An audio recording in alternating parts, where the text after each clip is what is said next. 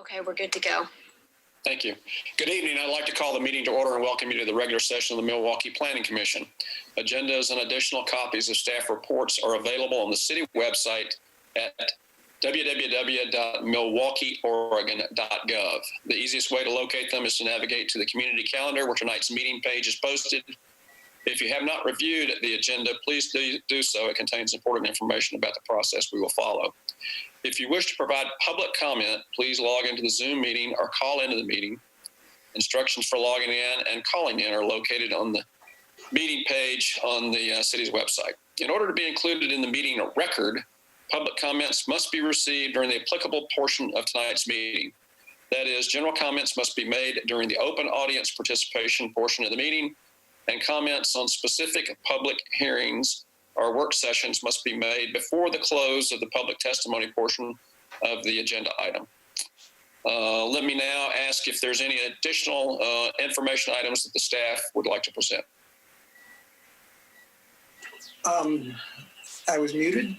The one thing I might point out is next Tuesday, the City Council will be opening the public hearing on the proposed comprehensive plan, and it will be a virtual meeting as well as an in-person meeting. There will be a couple of council members in the chambers, and they will accept testimony, live in-person testimony, provided folks want to come and do that. Folks, as I understand it, will be metered up into the chambers from the fire hall, from the fire bay. So it won't exactly be like a normal hearing, but people can present in person if they choose. Otherwise, we'll be doing it just like this. So this will be occurring. It actually will be in both a Zoom meeting as well as a in-person meeting. So that's the strategy. We'll see how it goes. And the in-person comments will also be on the Zoom call, so like everyone will be able to see everything. Okay. Very good. I'm sorry, can I ask a question real quick? Yep. Please do. Did I miss it? Is City Council actually going to be there, or is City Council going to be on Zoom? There are at least, as I understand it, at least 2 counselors, maybe 3, that will be in the room, and the others will be on the Zoom call. Any other additional items from staff? Nope. At this point, we have an opportunity to comment on items not on tonight's agenda. I will ask the city staff if they've had anyone checked in yet. I have not received any emails or notice, and I'm checking right now too, just in case that anyone from the public is wanting to comment. Okay. We have 3 attendees. Jeff and Mark were here before. I'm not sure Masood. We have a 3rd attendee, and I'm not sure if that individual is here for the hearing. I'm guessing that's true, but I will allow this person to talk to check. Okay. Hello. I'm trying to unmute. Yeah, Masood. Are you here for the public hearing or here for public testimony outside of the hearing? I'm actually here for something outside of the hearing. I just wanted to introduce myself. This is the first time I've been to one of these meetings. I'm a fairly new resident to the city of Milwaukee, and I just wanted to try to get more involved with the community, with the city as a whole. I've applied for various boards and commissions, and I just want to take this opportunity again to introduce myself. I go by Adam. Masood is a first name of mine. Thank you for pronouncing it correctly. And I actually currently coach football at Portland State University, so I kind of have some free time on my hands. So whatever help or assistance you guys may need, I am available. Coming into this thing fresh. So excellent. Could you, would you be, if you wanted to send me an email at the city, I could reach back out to you and we could talk more about different opportunities to get involved and different ways to do that. Yes, sir. Absolutely. Okay.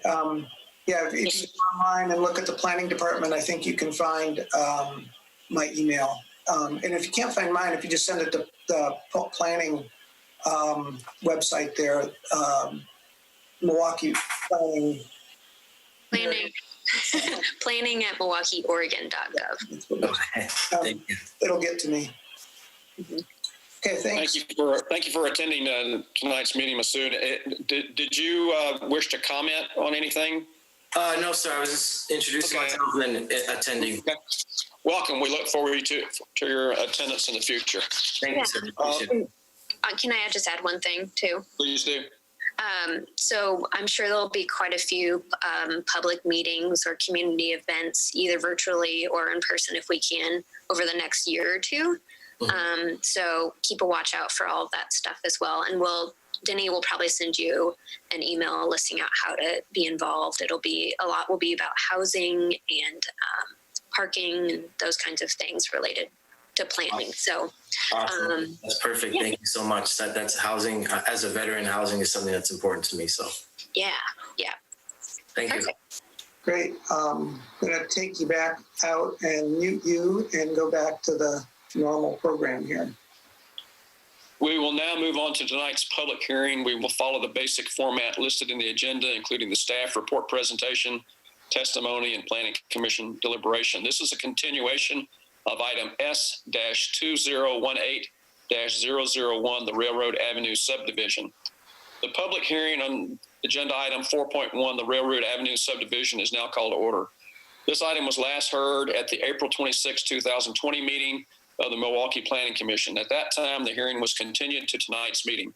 The purpose of this hearing is to consider application number S-2018-001. The applicant is requesting approval of a proposed subdivision on Railroad Avenue near Southeast Stanley Avenue. The applicant has the burden of proving that the application is consistent with the City of Milwaukee's zoning and subdivision ordinance, comprehensive plan, and any applicable municipal code provision, and the proposal conforms with all of the city's applicable criteria. I would now ask the staff to cite those zoning ordinance sections where the criteria can be found. Yeah, so we have Chapter 12, Streets, Sidewalks, and Public Places. Chapter 17.12, Application Procedure and Approval Criteria for Land Division. 17.20, Preliminary Plat. 17.28, Design Standards. 17.32, Improvements. 19.301, Low Density Residential Zones. 19.402, Natural Resources. 19.500, Supplementary Development Regulations. 19.600, Off-Street Parking. 19.700, Public Facility Improvements. 19.911, Variances. 19.1200, Solar Access Protection, and 19.1006, Take 3 Review. Thank you. All testimony and evidence must be directed toward the applicable substantive criteria. Failure to address that criterion or raise an issue with sufficient detail to allow the Planning Commission an adequate opportunity to respond to each issue precludes appeal to the City Council based on that issue. Failure to raise constitutional or other issues related to proposed conditions of approval with sufficient detail to allow response precludes an action for damages in circuit court. Any party withstanding may appeal the decision of the Planning Commission to the City Council. Persons withstanding are those who submit written comments on or who testified during the meeting. Before we go to any testimony, there's some steps we need to go through with the Planning Commission. So I would ask that any member of the Planning Commission wish to abstain from this hearing. No. No. Thank you. Does any member of the Planning Commission wish to declare an actual or potential conflict of interest? No. No. Commissioner Edge? I said no. Sorry. Okay. Does any member of the Planning Commission wish to report on any ex parte contacts? No. No.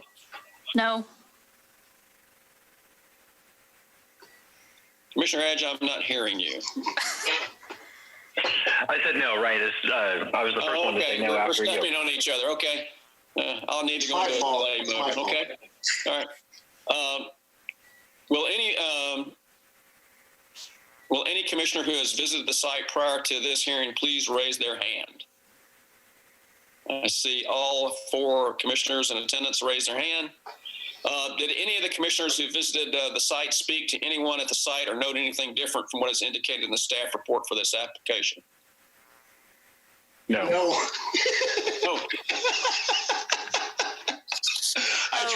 I tried. Does any member of the audience wish to challenge the participation of any member of the Planning Commission? I don't believe we have any challenges. Does any member of the audience wish to challenge the jurisdiction of the Planning Commission to hear this matter? And it appears there are no challenges on that count either. Staff report presentation. We'll proceed to the staff report followed by testimony from any interested parties who may log on. Okay. All right, let me share my screen to get the presentation going. All right. Let's see. There we go. Can you guys see my screen? Yes. I can see it. Here we go. Okay, just was taking its time. All right, so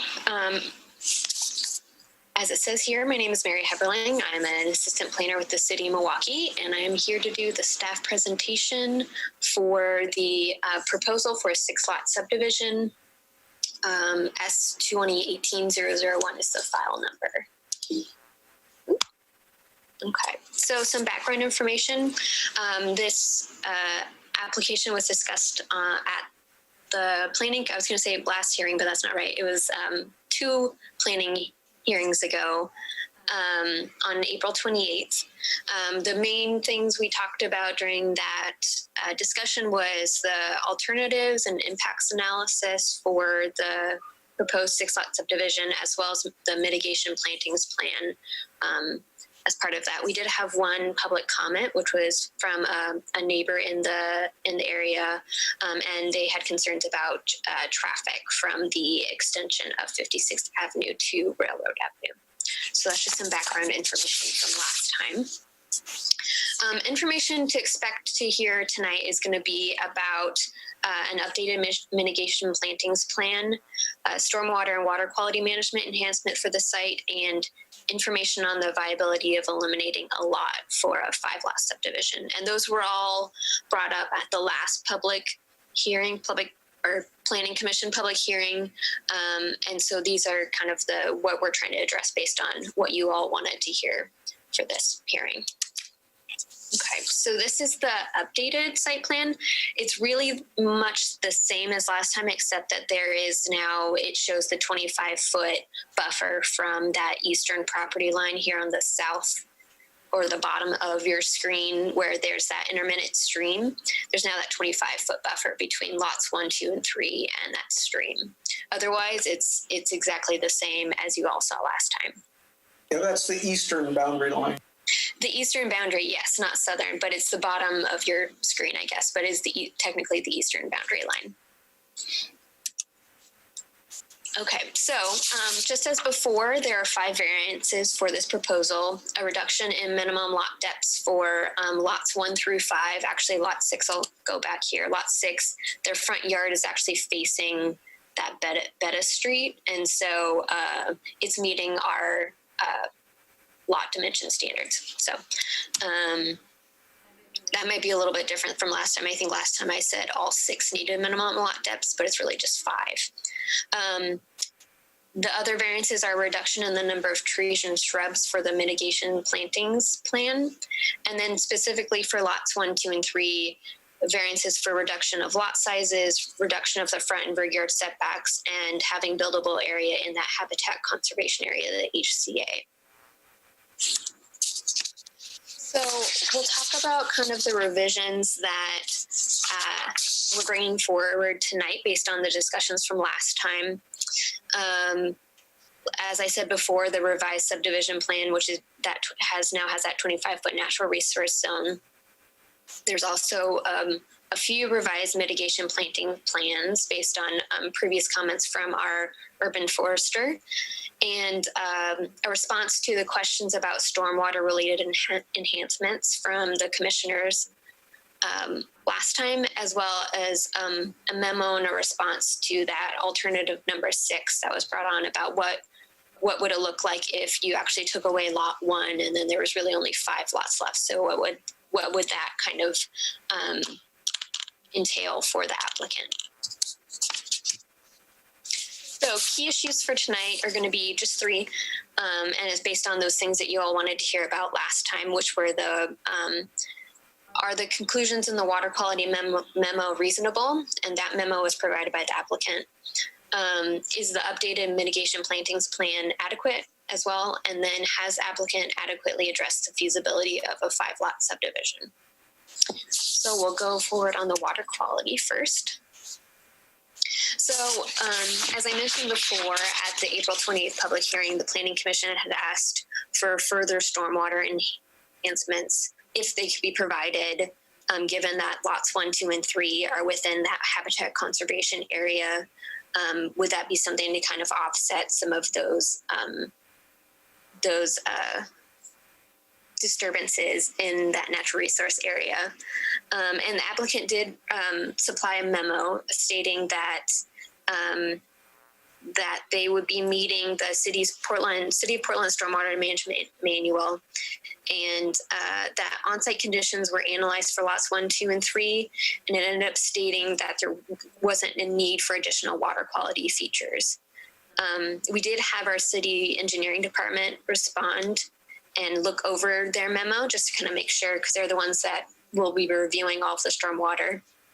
We wanted to understand what they thought about that. And our associate engineer, Dalton Bodden, who's also on this call as well. So if you have questions for our engineers, both our city engineer and Dalton are also on this call. Dalton noted that on-site treatment for stormwater is required, and they must follow the presumptive approach versus the simplified approach that the memo had talked about. That's just part of our requirements with the city. And the difference is the presumptive approach actually creates designs for each single lot, versus the simplified approach would be like a standard design for every single one lot. So the presumptive approach would better be able to accommodate if there's differences between the different lots, if they would need different stormwater enhancements versus, say, lot 6 versus lot 1. Is there something different that needs to be happened? And our city would have a consultant kind of look at that, which is standard for what we normally do anyway. So those are the only kind of issues that our engineering product about that stormwater enhancement memo. The city itself, our conclusion was that having that custom design from the presumptive approach for each lot would be appropriate, an appropriate design solution to address the water quality for lots 1, 2, and 3. So we feel like that's probably going to be the best approach for this issue regarding water quality. So we'll move forward with the mitigation plantings plan. So there are 2, if you notice in your staff report. There's one from May 8th, which was to address those initial discussions or initial comments from Julian Lawrence, our urban forester for the city, and what he thought would be needed to update the mitigation plantings plan. And so the applicant did do that. They provided a 25-foot natural resource area, like in the site plan. So it all matches. Increased tree canopy. The tree plantings were moved so they were 20 feet on center. And they also provided additions of oak and ponderosa pine trees. So staff then asked Julian again to kind of look over this most updated plan. And in particular, we wanted to make sure that there was enough tree canopy. Did any need to be increased? Should we be planting in the wetland? Is it appropriate to plant in the wetland on this site? And then is there enough shade along that pedestrian pathway to the vacant lot to the east to kind of meet our heat island effects and just kind of create a better environment for those? So that then brought us to our May 19th update, mitigation plantings planned to respond to those comments from to the most recent comments from Julian, and all of that is in your staff report as well. Julian's comments had talked about wanting to add different types of trees and shrubs and what was being proposed in that May 8th update, as well as the increased sizing for shrubs and trees, and quite a bit more that was actually all detailed in that staff report. And the May 19th mitigation plan actually addressed all of Julian's comments. So the city felt that they had responded appropriately to all of the concerns. There still are some conditions of approval we have added in there around the fencing that we talked about on lots 1, 2, and 3, that kind of see-through fencing to create that more of a feeling towards that natural resource area on the eastern property line, as well as noting on their mitigation plan on lot 3, there's I believe a white oak tree, and wanting to make sure that that's noted that it's going to be preserved. So those are some of the additional comments we would have for their mitigation plantings plan, but otherwise we felt that they were meeting all and addressing all of the comments that Julian had provided for them. Next one. Oh, and here's a picture of it as well. So you can see here all of the trees and shrubs. There's shrubs that are along the pedestrian pathway, but they were changed according to Julian's comments to make sure that they would provide more shading for the pathway as well. So that's kind of what the proposal looks like. And then finally, that alternative number 6, which was that removal of lot 1 to create a 5-lot subdivision. And the applicant provided a memo based on that suggestion from the commission. And in a really summed up version, it's basically talking about the trade-off of would or could increase.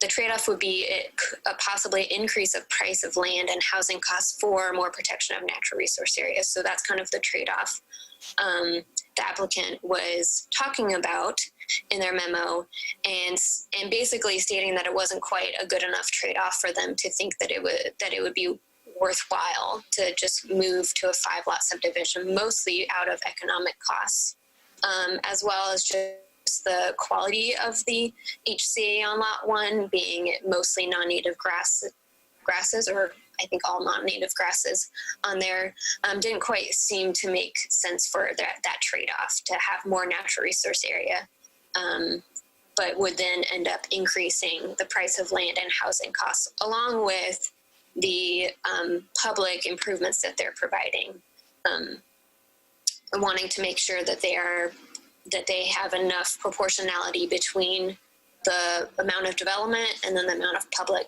right of way that they are also improving. So in the end, they felt that it wasn't a good enough trade-off. And city staff also believes that that's probably not the best trade-off either for this particular proposal. And so the city agrees with that assessment from the applicant as well. Okay, so recommendations. The commission has 4 decision-making options as follows. You can approve the application upon finding that all approval criteria has been met, approve the application subject to the recommended findings and conditions of approval, approve the application with modified findings and conditions of approval. Such modifications will need to be read into the record. Deny the application I guess you have four. Sorry, you have 4 decision-making options. Deny the application, or sorry, 5. You have 5 decision-making options. Deny the application upon finding that it does not meet approval criteria, or continue the hearing. So it was a significantly shorter presentation than last time, but I'm happy to answer any questions if you all have any. Commissioners, do you have any clarifying questions for Mayor? I I do. have a question. Oh, go ahead, Commissioner Edge. No, thank you. I just wanted to clarify, and I think that you covered this adequately, but I again just wanted to clarify that we do not have any discretion in interpreting the stormwater requirement. Is that correct? That the presumptive approach is, I see the word must follow the presumptive approach. So I believe that means that that's outside of our discretion, correct? I believe so, but I'll leave that to Steve or Dalton to respond to. They know more than I do. Thank you. Steve, I think you're muted. Thank you, everyone. This is Dalton here. They have the option to follow the presumptive or the performance-based approach. In their stormwater memo, they noted that they did not meet the minimum 2 inches an hour of infiltration for the private lots in order to follow the simplified. So when there is less than 2 inches an hour of infiltration, the simplified approach, even for private property, for small projects, is not an option, and they either have to follow one of the higher level approaches, such as the performance approach or the presumptive approach. And so the presumptive approach is less, doesn't include the use of manufactured treatment devices. The performance approach does include the use of manufactured treatment devices. So if they would like to include those, they're welcome to, but would have to follow the higher level performance approach to do so. But thank you. Vice Chair Lozell? I had a question. We also discussed, I think, some changes to the roadway as well. And the term, it just escaped me, but I believe it was Commissioner Edge who suggested it. Traffic calming. Traffic calming, thank you. Were those left out for any particular reason? I think we had come to the agreement that it wasn't necessary based on the type of through traffic would actually most likely be going towards Railroad Avenue versus going into 56 based on it being a dead end. But I think Steve can also clarify that as well. Yes, able to work from my own computer at home this time rather than the situation I had last time. 56, as you know, dead ends just north of Harlow. And so the only traffic I see going up and down, the only that makes sense to me is to people that already live on 56. If there was any cut through traffic, they'd be going up Beckman or going up Stanley. There's no reason to turn up 56 and go either to Foxfire or Harlow. It is a fairly short run. It's downhill going 56 down. I think if you have any speeders, it's going to be from the existing people that live along 56 being in a hurry to get to railroad. We didn't discuss any other traffic calming measures. I know if we wanted to pursue it, we could put a chicane or a bulb out for the crossing across 56th at Beta Court to align with the pathway. If we put a chicane out on, I would suggest the west side, because I think downhill traffic, well, I don't know. You tell me. The plan. Yeah, does downhill traffic go faster than uphill? I've had this discussion for years, and some traffic reports come back that people accelerate going uphill, and some traffic reports show that people tend to coast faster going downhill. So I don't think there's a set way of doing it. If you did put a bulb out there, it does visually neck down the street, and I've done bulb outs numerous times in my career as a traffic calming. It also creates a shorter pathway across the street. So if you had somebody who was mobility impaired, you would have less crossing distance for them, and they would actually have a safer time getting across the street. The other thing bulb outs do is that it puts the person more visible to traffic because you're not hidden behind parked cars. You're not back on the sidewalk or back on the 80 ramp. You're actually 6 feet further into the street, protected by a curb and everything. But they've been generally well received in many communities. If we want to consider that, it could create a slower condition there at Beta and 56th. Can I ask you, Mary, if you would go back to the site plan? Sure. Ooh. And then I just have one more question, and that's, is the site plan with the plantings, I think it's the next plan. Mm-hmm. Does that represent all of the plantings that the design team is intending? Or is this one just specific to the conservation area? So they would be required to do landscaping for all the lots in general, meeting our landscape requirements for residential property in the R5 zone, which is, I believe, 40% of your front yard. And then in total is, I'd have to look, but maybe 20%. So they would be providing landscape, which would be required of any residential lot. There's also a requirement for street trees for each of the houses too. Mm-hmm. Yeah, so in the public right of way, they would also have trees. Yeah. And then I'll go The back. other thing that I might point out here that I had to look closely to discover is there are some existing trees that are being retained in a few locations, like at the northeast corner of Lot 1. It's an area that looks like it's just has.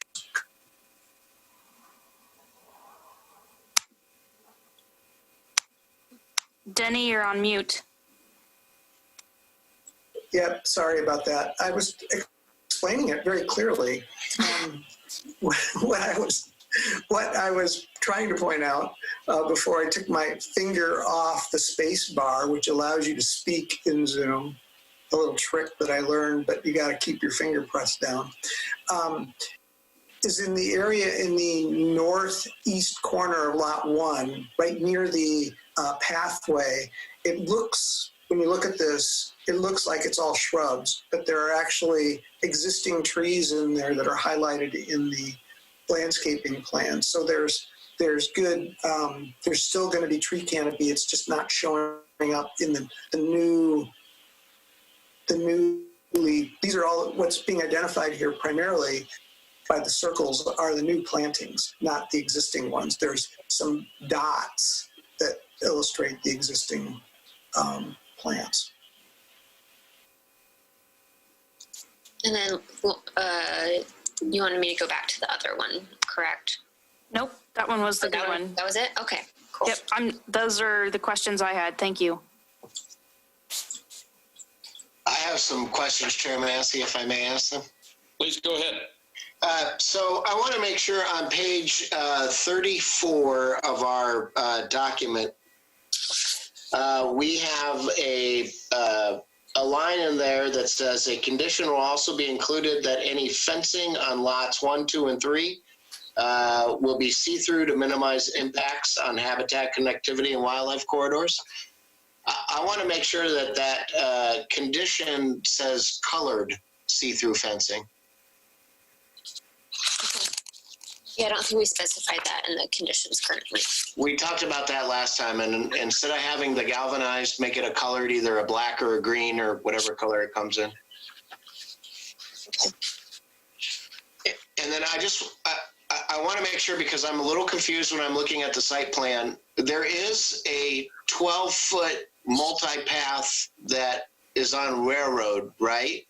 Correct. And so that 8.5 is an easement from lots, I flip my thing, lots 1 and whatever the next one is to the west on Railroad.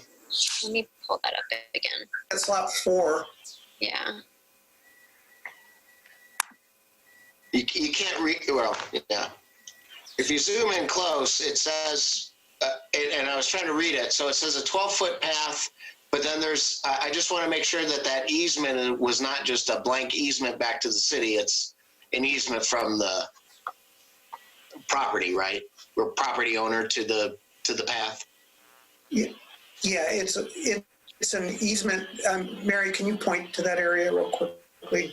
Just that little area in there. It's actually right. If you come straight down, right there to the right of that, there's a little easement granted from Lot 4 for the pathway. Okay, and that path is getting built. Right. Okay, all right. Thank you.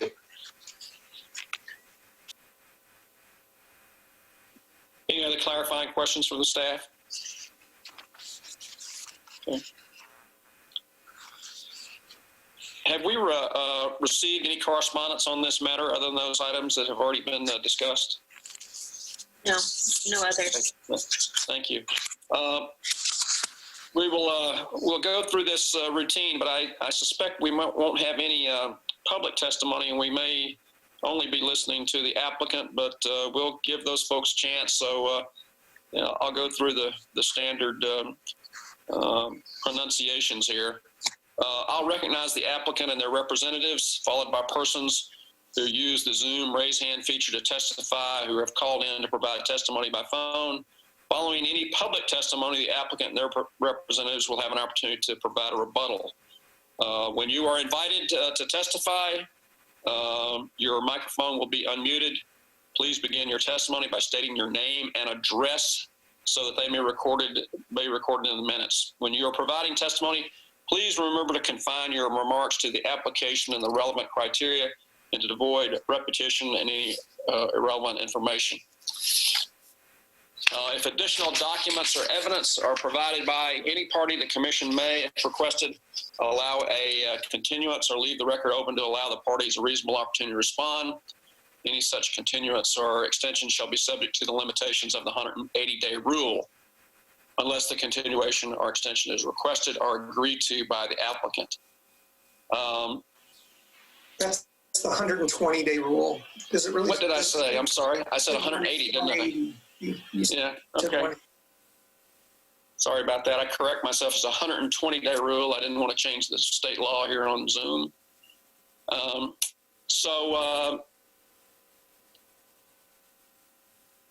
Do we have any comments from the applicant or their representatives? I believe there are two representatives here, so I'll move them over to so they can talk if they would like to.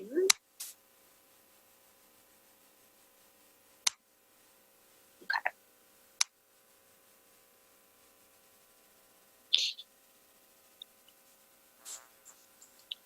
Yes, sir. Please state your name and address for the record. Good evening, Mr. Chairman and members of the commission. My name is Mark Grins, and I'm with Multi-Tech Engineering, and we're representing the applicant again this evening for you. We appreciate the opportunity to be here. Does everybody hear me okay? We can hear you fine. Oh, great. Proceed. Sometimes I have trouble with my mic for some reason. Mary did a great job of outlining where we are. We listened at our previous hearing and went back and put our team together, and our landscape consultant, as she pointed out, worked with your staff in order to address the issues that they were interested in having us do, and we think we have a good mitigation plan there. Matt Hendricks, who's the engineer in my office, who does a lot of our storm water design, provided that memo, and we do understand that we do have to use the higher level of design for these lots. He was noting that this simplified approach doesn't work because of the low infiltration rate that we have out here. So with the low infiltration and the high groundwater, it does significantly limit some of the options that are available to us in order to comply with your standards and to be in compliance with the standards that DEQ has for the types of facilities that can use. So, but we believe that we'll be able to provide a good stormwater design and treat all of the surface runoff from the hard surfaces that are created with this project in compliance with your standards and in following the BES standards that are out there.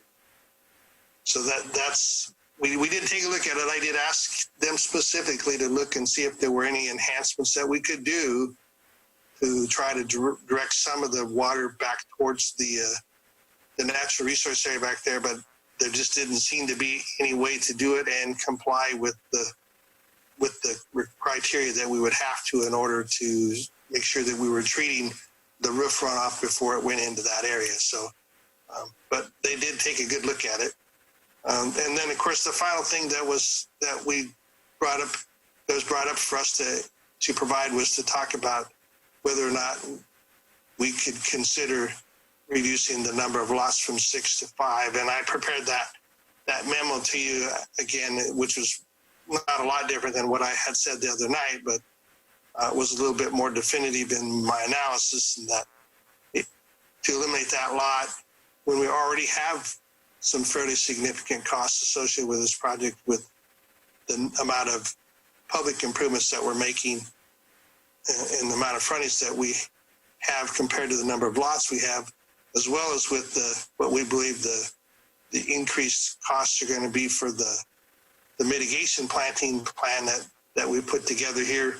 We just feel like to eliminate another lot, which would essentially increase the cost, that burden on these lots by another 20%, would make it difficult to keep housing in a price that we felt was important for your community, and could put the project at jeopardy if the economy were to take an unpleasant turn relative to the housing market, which so far it hasn't, but with what's going on, we don't know what we're going to have. So, but we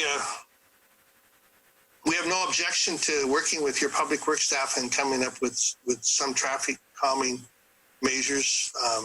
I would agree with what your staff said tonight about adding a bump out at that intersection on the west side. That would be a good one. And as I expressed before, we're happy to work with your staff and come up with anything that is reasonable that makes the neighborhood feel more comfortable about traffic. And then we talked to our client based on the discussion we had last time, and they've indicated that they would like to construct a black powder coated open chain link fence along the limits of lots 1, 2, and 3 there that are adjacent to the natural resource area. So that's what we would be proposing when we come back with our construction plans. So with that, I'd be happy to answer any questions that you might have of us tonight.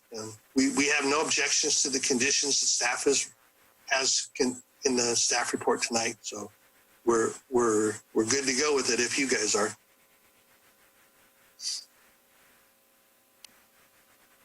Thank you, Mark. Before we open it up to questions, do we need to hear from any of the other representatives from the applicant? I don't believe so. Okay. Let us ask you to hang on for just a few more minutes, Mark. Okay, I'm here.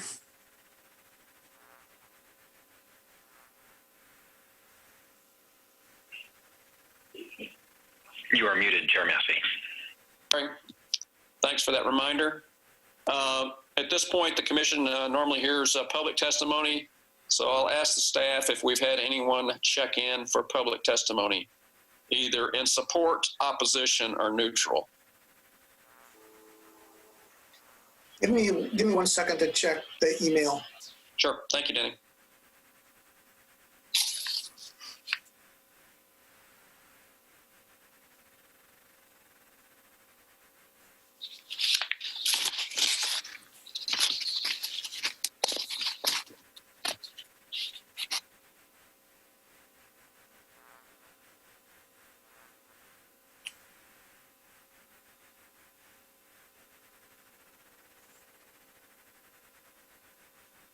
You're muted, Denny. I'll get the hang of this eventually. About the time we go back live, there weren't any messages in the email, so we're good there. There was no additional testimony by email. Okay. So you're set. Okay. So does the staff have any comments based upon the applicant's testimony? We do not. Okay. So at this point, I'll ask the Planning Commission if they have any questions of the applicant at this point. I don't see any. So since there was nothing in opposition, I am going to assume that the applicant has no rebuttal. Would that be correct, Mark? That would be correct. Thank you. Thank you. There being no additional testimony offered, the public testimony portion of this hearing on file S-2018-001 Railroad Avenue Subdivision is now closed. Are the commissioners ready for discussion? Yes. I would like to add one thing before you get started. Both Mark and Jeff, please do not use the chat function because it would be recognized as testimony. So I know that last time, I think one of you thanked us through the chat function. It was after the meeting, but it does get recorded. So it's just the clumsiness of this platform. We can't control everything. Thank you for that reminder. Commissioner Edge. Yes. Go ahead. So basically, I feel like the applicant has, addressed the questions that we brought up at the last hearing, and I really don't feel like we need to add more conditions or refine the conditions, although, we could certainly refine the condition about the fencing to say that it should be colored, although we don't need to condition what color. If they want to change it to green later, then I think they should be allowed to do that.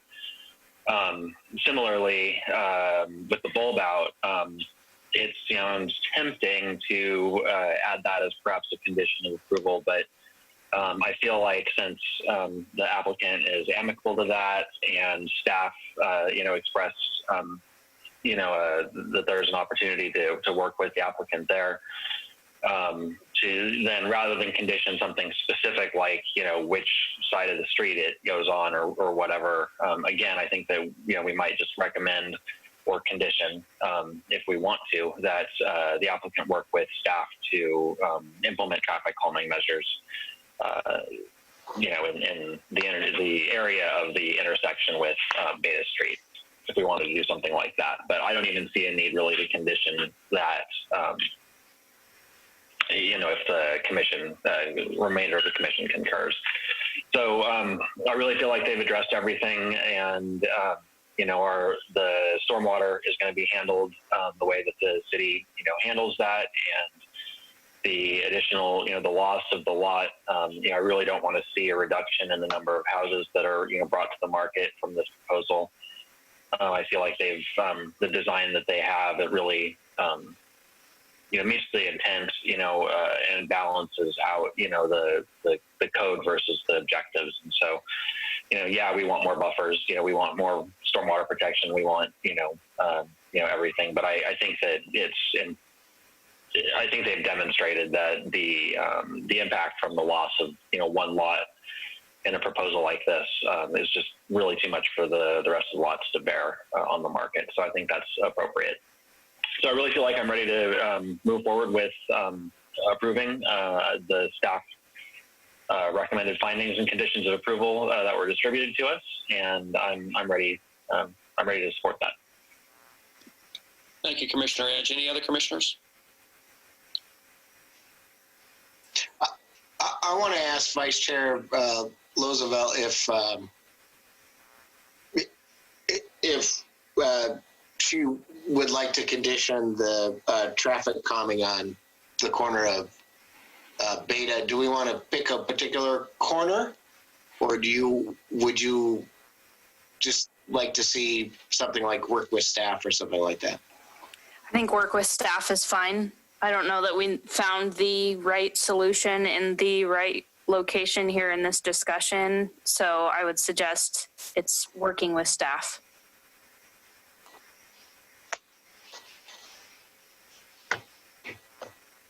Was that it? Any other discussion? I tend to concur with Commissioner Edge. I think that, oftentimes we have requests where we want to see every one of our wishes kind of fulfilled. But it is a priority to bring housing to the market and to do so at an affordable rate. And for this community, that is a priority. I do see a kind of a trend of our habitats suffering from this kind of development. And I would just kind of urge the commissioners to continue to consider those as a equally as critical resources to our community as is housing, and think about that in future conversations that we have together. So I would suggest, and I would follow Commissioner Edge's lead on this one, that I appreciate the updates that have been made to the plan. At this point, I would support moving forward in approval. Thank you, Vice Chair Loseville. So let me ask a question of Denny. How would we best incorporate the continuation of the traffic calming? What do you need in the motion? Well, I think you can make the recommendation subject to the findings and conditions that are in the staff report, plus a condition that the fencing be colored, powder coated color, and that the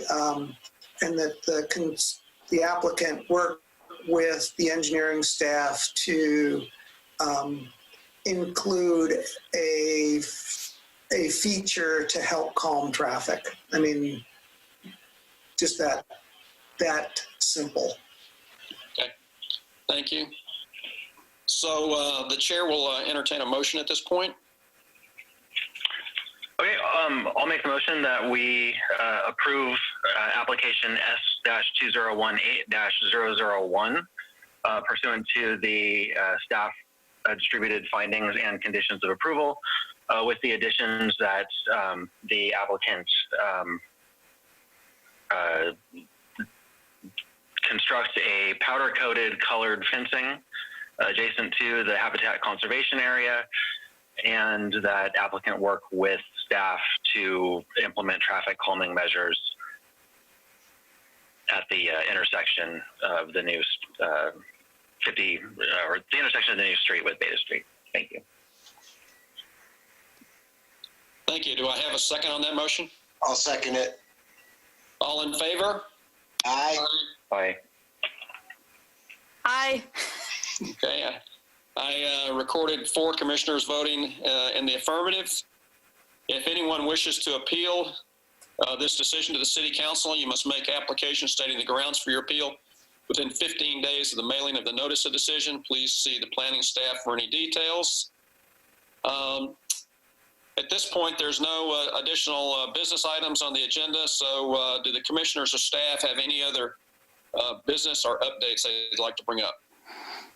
I have a couple of questions for staff that's related to planning.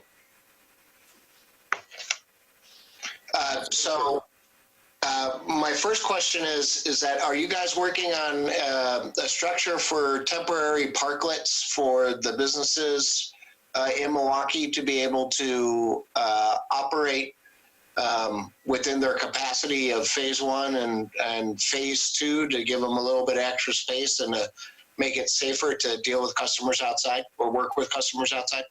Yes. Neither Mary nor I are actually working on that, but Vera and Layla are working on something.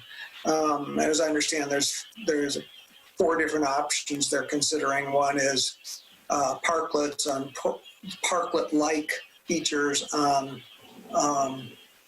in private parking lots, sidewalk seating, and temporary parklets in public parking spaces.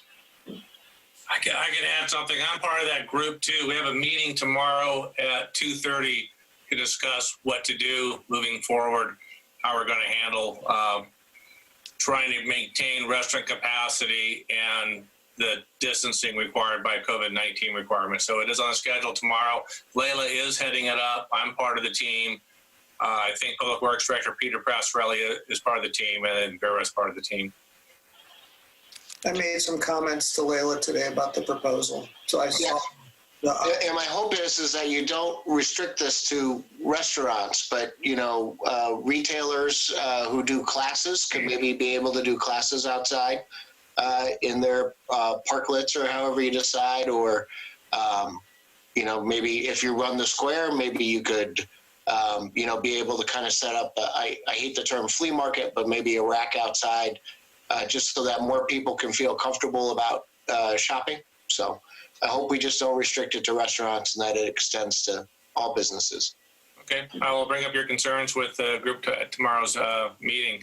One of the things we need to look at, then we need to, one of the things that as a stumbling block that we need to work through is Clackamas County Water and Environment Services, North Clackamas Parks and Rec, and City Code all looks at outside expansion as STCs. And so one of the key discussions is how do we move this forward, recognizing that we're not increasing capacity, we're just kind of meeting COVID-19, and how do we meet the SEC requirements of code? It probably will take some kind of resolution passed by council, and then we need to go and work with North Clackamas Parks and with Clackamas West to get their SECs also temporarily suspended for things like this. So there's some technical things that we need to work our way through here in the next couple weeks. Thank you. And then I have another question. This is probably more your speed, Denny. When we enter phase 2, are we going to, I'm just a planner, or I'd like to be organized. So when we get to phase 2, are we going to be meeting in person at the pulpit, or are we going to continue this until a while? We have not decided any of that yet. The first thing we're looking to is the state for guidance, the state and the county for guidance. And then we will be also looking to our own internal reopening committee for guidance. I mean, we've got a committee form that's been strategizing how to make that happen. And then finally, I think at least until there is a vaccine of some type, we're probably gonna, if it's have multiple platforms, we're probably gonna continue to offer some sort of a Zoom option for people that want to testify that aren't comfortable coming to meetings, even if others are. So just, I think for the time being, we're gonna continue to do this. The council made an effort for sure to figure out a way to allow people to testify in person for the comp plan. They wanted to do that. If Hillside gets submitted, we may want to do something similar. We want to, when the Hillside application finally comes in, we may want to do something where we've got an option to participate online and an option to participate in person. Well, I want to express my gratitude to those 3 counselors that are showing up in person, and I think it's very important when we do these long-term plans that we are able to reach out and get as much public involvement as we can. And I think doing it face-to-face allows for a little bit better interaction instead of on the Zoom. And I appreciate Vice Chair Roosevelt last time said, hey, people who can't show up to these meetings, maybe they can get there on Zoom. So I think a hybrid of both is a wonderful idea. And And so once again, thank you to the appreciation for the counselors for showing up. And I look forward to being able to gather in a room with the general public again. Yeah, we all do. Those were good questions, Commissioner Humer. Thank you. Any other items for a discussion from the commissioners? Yeah, I had one. Have you all held your interviews for open positions? We did, but we've got additional candidates that we're going to be interviewing. So, Okay. And so I know that there are no appointments being made until the 16th of June, not by the council. But we held interviews the other day and had a very promising candidate, and I know that we've had subsequently a submittal of a really good candidate. Okay. So we'll see. Yeah. Can we have any other forecasts for future meetings? And where next meeting is canceled for Planning Commission, but not for Mary and me. We're going to be at the hearing, the council's follow-up hearing on the comp plan. It's scheduled. They're opening the hearing on the 2nd.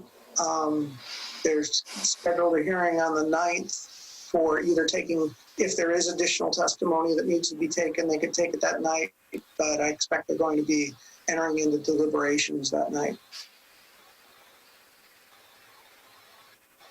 And then the following week, or the 2 weeks out, we've got a variance, or 4 weeks out, I'm sorry. We have a variance for a 4th floor, maybe it's a height variance. I can't remember exactly if it's a height or a floor variance on 32nd and Olson in a proposed mixed use building. I think it might just be the height. It might be a story because it's good. It's a 4th floor and they only allow 3 on 32nd. Yeah, if Darren was here, But I think it might still be under the height. he would know exactly what it is. All we know is there's a variance. That's the main thing that's coming to you. And it's related to a 4th floor. Yeah. Thank you for those updates. Whether it's a floor or the height, we're not sure.